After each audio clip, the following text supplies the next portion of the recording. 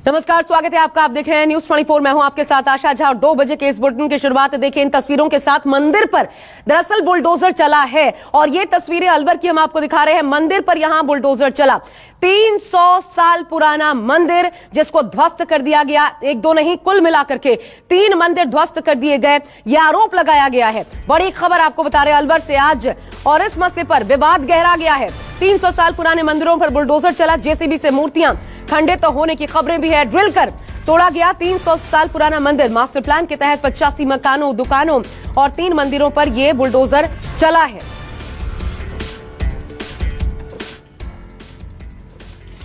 तो ये देखिए जो तस्वीरें हम आपको दिखा रहे हैं, ये तस्वीरें जो है अब सीधा सीधा विवाद का विषय बन गई हैं, क्योंकि 300 साल पुराने मंदिर को कुछ इस तरीके से ध्वस्त कर दिया गया। इसलिए बदले की कार्रवाई के रूप में इसे देखा जा रहा है। देखिए जेसीबी का इस्तेमाल किया गया, बुलडोजर यहां भी चला और 300 साल पुराना मंदिर ध्वस्त कर दिया गया। हिंदुओं की आस्था से खिलवाड़ ही कांग्रेस का सेकुलरिज्म है, ये कहा बीजेपी ने। 4 मंदिर भी हिंदू धर्मस्थलों को निशाना बनाया गया है, मूर्ति खंडित की गई है और पूरे जड़ से जो है हिंदू धर्मस्थलों को तोड़ा गया है। ये बड़ा निंदनीय और शोचनीय है। अगर कोई मास्टर प्लान का मैटर भी था तो इनको जो है इनके लिए वैकल्पिक व्यवस्था करनी चाहिए थी और उस व्यवस्था के बाद ही कुछ कार्य करना चाहिए था। और आपको बता दें, कुछ देर पहले हमारे पॉलिटिकल एडिटर रमन कुमार ने अलवर से जो सांसद हैं उनसे बात की। उन्होंने क्या कहा सुनवाते हैं आपको। ये जो अलवर में घटना हुई है, जी, मंदिरों पर बुलडोजर चलाई गई, जी, इसे कैसे देखते हैं आप? इसका अभी हम थोड़ा कर रहे हैं छानबीन, और इन लोगों ने किया है मंदिर को जैसे कि बिल्कुल अच्छे, मतलब उसको तोड़ा गया है, मंदिर की मूर्तियों को तोड़ा गया है। तो बाबा इसे कैसे देख रहे हैं आप? ये देखो, यही बात है ना कि ये गलत किया गया है। हमने उससे पहले चेयरमैन और वगैरह से सबसे बात की थी, तो एसडीएम को भी हमने बोला था कार्रवाई होने से पहले कि आप ऐसे कोई स्थान हो तो देख के काम कार्य करना, लेकिन उन्होंने फिर भी लापरवाही बरती है और बिल्कुल इन्होंने अपमान किया है हमारे मंदिरों का। तो इसको अब कर रहे हैं हम लोग, एक बार आज करते हैं। आप मंदिर शिफ्ट होने की बात भी कर रहे थे क्या? मैं? हाँ, मंदिर यहाँ पे होता है जी। देखो, कोई अब ऐसी बात है कि कोई मंदिर किसी स्थान पर आया है जी, और वो किसी के द्वारा बनाया गया है, कब बनाया गया वो बात अलग है, लेकिन अगर है कोई ऐसी बात तो उसको विधि विधान से अपने शिफ्ट करे ना पहले जी। ऐसा थोड़ी होता है कि आप उसकी मूर्तियों को तोड़ देंगे। जी। पहले सुनवाई करे, उसमें समझे, चीजों को समझ के अगर उसमें लगती है कि हाँ कार्रवाई है कोई, तो फिर कार्रवाई को पूरे विधि विधान से उसको निभाना चाहिए ना, करना चाहिए। इसमें लगता है संबंधित अधिकारी दोषी हैं, उन्होंने बिल्कुल है। तो पूरा मामला राजनीतिक रूप ले चुका है। इस पर जुड़ी हर अपडेट्स आप तक पहुंचाएंगे, लेकिन इस वक्त अब पीएम के दौरे से पहले देखिए आतंकी हमला और इस प्रकार की तस्वीरें देखने को मिली। दरअसल जम्मू दौरे से पहले सुजवा में बड़ा आतंकी हमला हुआ आज। जम्मू के सुजवा चड्ढा कैंप के पास आतंकियों ने सीआईएसएफ की बस पर ग्रेनेड अटैक किया। इस आतंकी हमले में सीआईएसएफ का एक जवान शहीद हो गया, 2 जवान घायल बताए जा रहे हैं। आपको बता दें कि बस पर हमले के बाद आतंकियों ने पुलिस की जिप्सी पर भी हमला किया। जिस समय आतंकियों ने ग्रेनेड से बस पर अटैक किया, उस वक्त बस में तकरीबन सीआईएसएफ के 15 जवान सवार थे। ये घटना कितनी बड़ी हो सकती थी, अंदाजा आप लगा सकते हैं। ये देखिए पूरा अपडेट आपको हम दिखा रहे हैं किस तरीके से ये पूरी घटना घटी है सुजवा, जहां पर 2 आतंकियों को इसके बाद ढेर भी किया गया। जम्मू कश्मीर में सुरक्षा बलों के हाथ बेहद ही बड़ी कामयाबी लगी है। सुरक्षा बलों ने आज जम्मू के सुजवा इलाके के चाटा में 2 विदेशी आतंकवादियों को मौत के घाट उतार दिया है। मारे गए दोनों आतंकवादियों से भारी संख्या में हथियार, गोला बारूद बरामद हुआ है। हम आपको सिलसिलेवार तरीके से समझाते हैं कि कैसे आतंकियों ने अपनी कायरता को अंजाम दिया। सबसे पहले ये जो आप बस देख रहे हैं, इस बस में सीआईएसएफ के जवान मौजूद थे। आतंकियों की ओर से इस बस पर जो है फायरिंग की गई, इस बस पर ग्रेनेड दागा गया, लेकिन जो जवान अंदर मौजूद थे तुरंत मोर्चा संभालते हैं, आतंकियों पर अंधाधुंध फायरिंग कर देते हैं। उसके बाद आतंकी जो है वो भागते हैं। 2 पुलिस की जिप्सी है, उस पर जो है हमला करते हैं। आप देखिए बस की हालत देखिए, आप समझ सकते हैं कि कैसे आतंकियों ने अपनी कायरता को अंजाम दिया है। ये आप देखिए कि तमाम बस के जो कांच हैं वो टूट चुके हैं। यहां पर भारी संख्या में अंदर सीएसएफ के जवान मौजूद थे, उन्होंने भी जवाबी फायरिंग आतंकियों पर की। आतंकी भागते हैं तो एक घर में छिप जाते हैं। सिक्योरिटी फोर्सेस को बीती रात ही ये इनपुट मिले थे कि आतंकी जो है इस इलाके में छिपे हुए हैं, जिनकी संख्या 2 है। वहां पर बड़े स्तर पर कॉर्डन एंड सर्च ऑपरेशन शुरू किया गया। इसी कॉर्डन सर्च ऑपरेशन के दौरान आतंकियों की ओर से फायरिंग की जाती है। उस फायरिंग में जो है एक जवान शहीद होता है, 5 जवान जख्मी होते हैं। वहीं 2 आतंकवादियों को मौत के घाट उतारा जाता है और दोनों आतंकवादियों से भारी संख्या में हथियार, गोला बारूद बरामद होता है।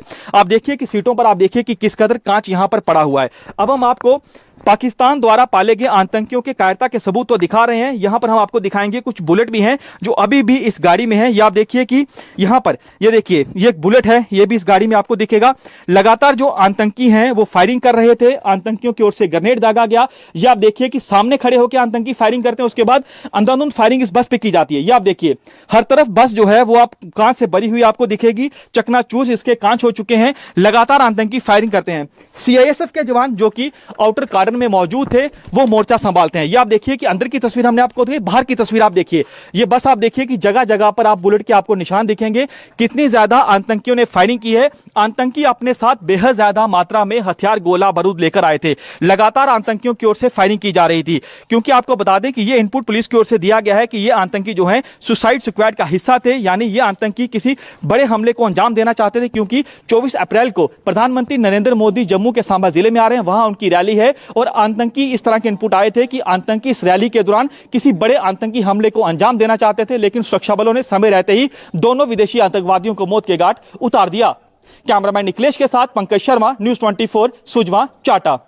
हमारे साथ इस समय मौजूद हैं वो बहादुर बस के चालक जिन्होंने अपनी सूझबूझ दिखाई। आतंकियों की ओर से फायरिंग की जा रही थी। ये बस को, जिस बस में सीआईएसएफ के जवान शामिल थे, उस बस को सुरक्षित जगह पर ले जाते हैं। हमारे साथ सरदारी लाल जी, इनसे बातचीत करते हैं। सरदारी लाल जी, कितने बजे आतंकी हमला हुआ आपकी बस पर? तकरीबन सर कोई 4 बजे के करीब था। जब मैंने उस पोस्ट पे उनको उठाना था तो मैंने वहाँ ब्रेक लगाई, इतने में जोरदार धमाका हुआ। तो आगे पुलिस के जवान खड़े थे, तो मैंने गाड़ी आगे, उस नाका लगा हुआ था, आगे बढ़ा दी उस गाड़ी। इतने में वो भी जो बीच में बैठे थे तो वो भी बाहर को निकलने लगे गाड़ी से। तो मैंने भी छलांग लगाई गाड़ी से, उधर पुलिस के जवान थे खड़े, मैं उनके आगे हो गया दीवार के साथ के। तो फायरिंग चलती रही। हाँ। तो कितने जवान थे उस समय बस में? उस समय 2 शिफ्टें उठाई थी, 5, एक शिफ्ट में 5 होते हैं, तो 2 शिफ्ट में 10 होंगे सर। 10 जवान थे। आपको डर नहीं लगा क्योंकि आतंकी फायरिंग कर रहे थे लेकिन आप बस लेकर भागते हैं? सर जहाँ तक मैंने आगे करनी थी मैंने कर दी। आगे खंपा था, खंपे से टकरा गई गाड़ी, जो उधर नाका था पुलिस का, तो मैंने उसके साथ ही उधर से उठाने थे। आगे धकेली गाड़ी में फायरिंग शुरू हो गई थी। अभी भी आप काफी ज्यादा डरे हुए हैं? डर तो है सर, लेकिन आपने बहादुरी दिखाई है। आप जिस बस में सीआईएसएफ के जवान। तो आपने पंकज की दोनों रिपोर्ट्स देखी। मेरे साथ मेरे सहयोगी पंकज इस वक्त इस पर और ज्यादा अपडेट्स के साथ जुड़ भी रही आए। सीधा उनका रुख कर लेते हैं। पंकज, जिस जगह घटना घटी, महज 17 किलोमीटर दूर वो स्थान, पंकज मेरे साथ जुड़ चुके हैं, महज 17 किलोमीटर दूर वो स्थान जहां पर प्रधानमंत्री का कार्यक्रम होना है। 24 घंटे में 6 दहशतगर्दों को हमारे सुरक्षा बलों ने मौत के घाट भी उतारा। यह भी एक सच्चाई है। इसके बावजूद इस प्रकार की घटना घट जाना, इसे क्या कहा जाए?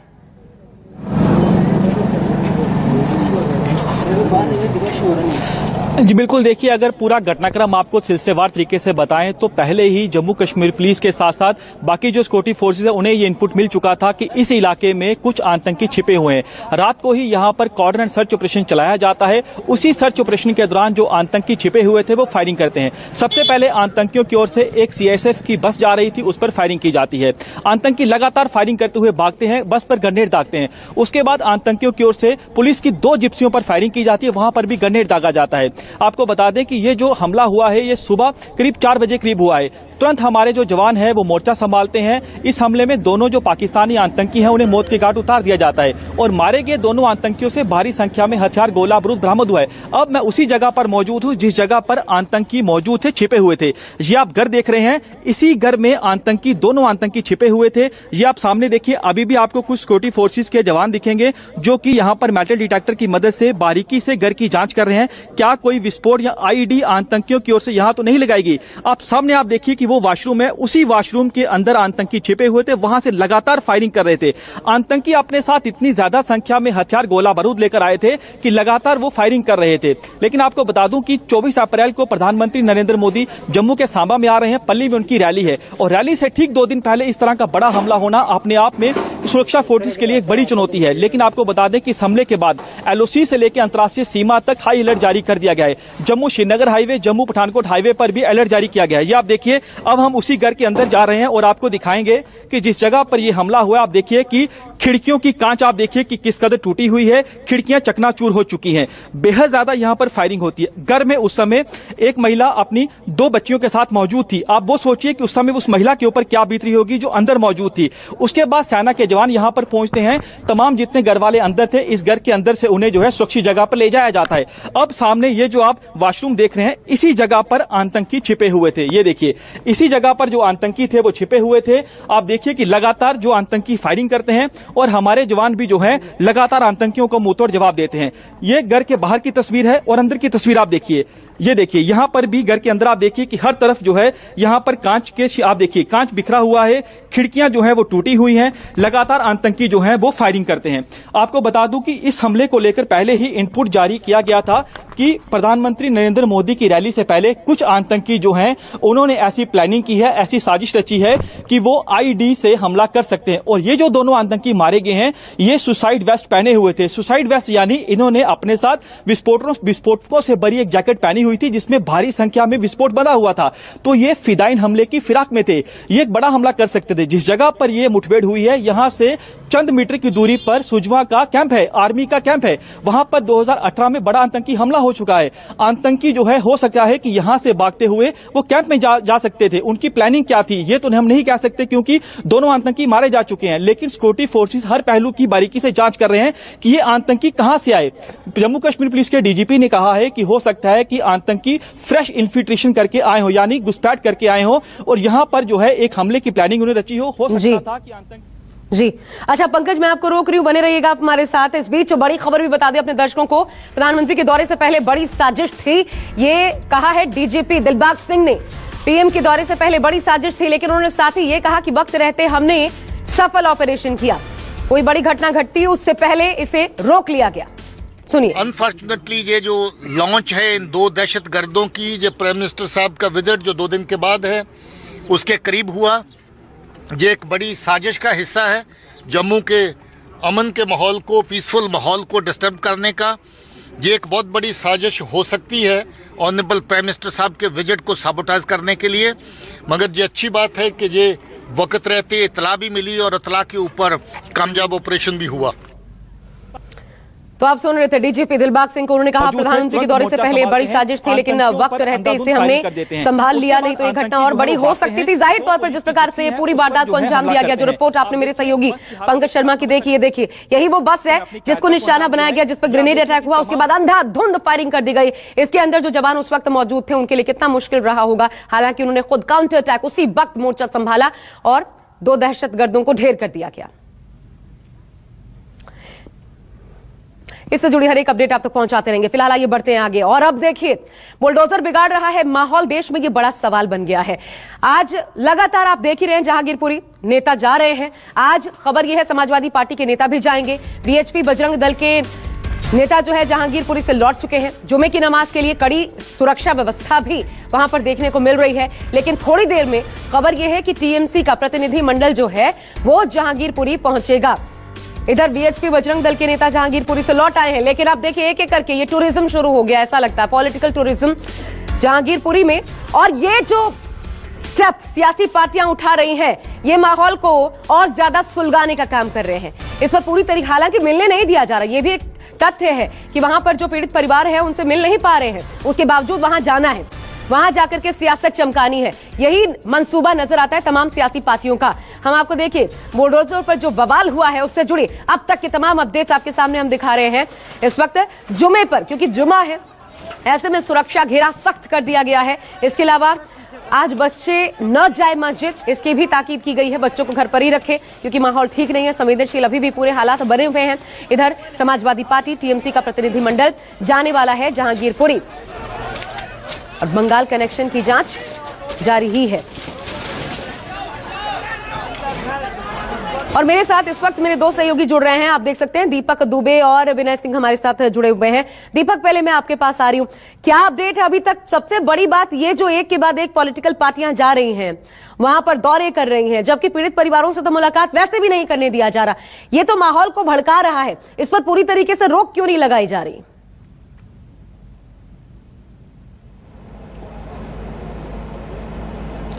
जी, पुलिस कोशिश में उसी में जुटी हुई है। यही वजह है कि तमाम जो राजनीतिक पार्टियां पहुंच रही हैं यहाँ पर, उन्हें इसी जो सुरक्षा घेरा बनाया गया है पुलिस के द्वारा, इसी कुशल चौक तक रोक दिया जा रहा है। उन्हें ना ही मंदिर के पास जाने दिया जा रहा है, ना ही मस्जिद के पास, और ना ही जो घरे दुकान जिनके टूटे थे वहाँ तक जाने दिया जा रहा है। कुछ समय पहले वीएचपी का जो डेलीगेशन था वो पहुँचा हुआ था। उसके साथ साथ इंडियन यूनियन मुस्लिम लीग के जो सांसद थे, तकरीबन 3 से 4 लोग, वो पहुँचे हुए थे, लेकिन उन सभी को भी यहीं पर रोक दिया गया था। राजनीतिक जो रोटियां हैं वो सेकने की कवायद लगातार तमाम जो राजनीति से जुड़े हुए पार्टियां हैं उनकी तरफ से जारी है। दोनों पक्षों के समुदायों की अगर बात की जाए तो सभी का यही कहना है कि ये तमाम जो लोग पहुंच रहे हैं, इससे हमारे जो दुख है, तकलीफ है, या जो हमारे दुकानें टूटी है या घर के बाहरी हिस्सा टूटा है, वो वापस लौटकर नहीं आने वाला है।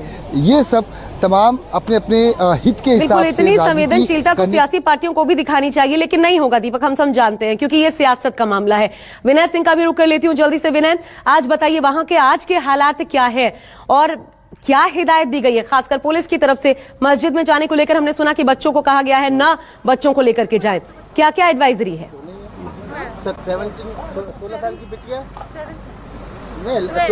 बिल्कुल, ऐसे मैं आपको बता दूं, मैं ठीक उसी चौराहे पर हूं जहां पर ये पूरा हुड़दंग हुआ था, दंगा हुआ था।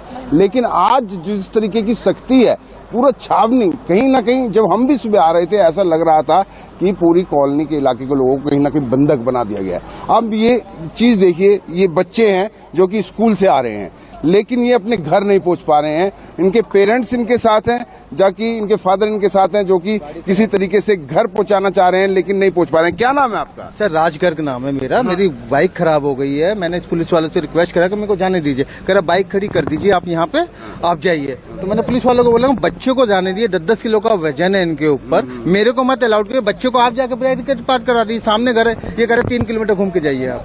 ये गर्मी में बेटा स्कूल से आ रहे हैं? सर, गर्मी हम लोगों के लिए, इन लोगों के। तो आप कैसे यहाँ तक कैसे पहुँचे?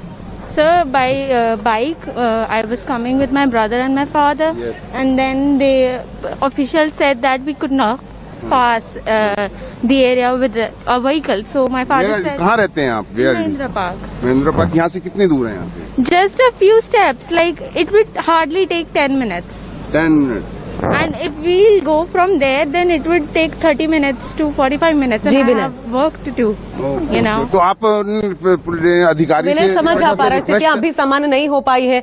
बड़े तो बड़े परेशान हो ही रहे हैं, वहां पर बच्चे भी जो स्कूल जा रहे हैं वो भी इससे बेहद प्रभावित हैं। आप दोनों का बहुत बहुत शुक्रिया हमारे साथ जुड़ने के लिए, इस पर अपडेट देने के लिए। एक छोटा सा ब्रेक हम ले रहे हैं इन्हीं तस्वीरों के साथ। एक ब्रेक के बाद लौटेंगे वापस।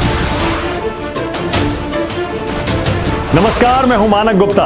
अगर आपको हमारा ये वीडियो पसंद आया हो तो इसे लाइक और शेयर जरूर करें, और हां, हमें सब्सक्राइब और फॉलो करना ना भूलें ताकि आप देश और दुनिया की कोई खबर मिस ना करें। तो जुड़े रहिए हमारे साथ और देखते रहिए News 24।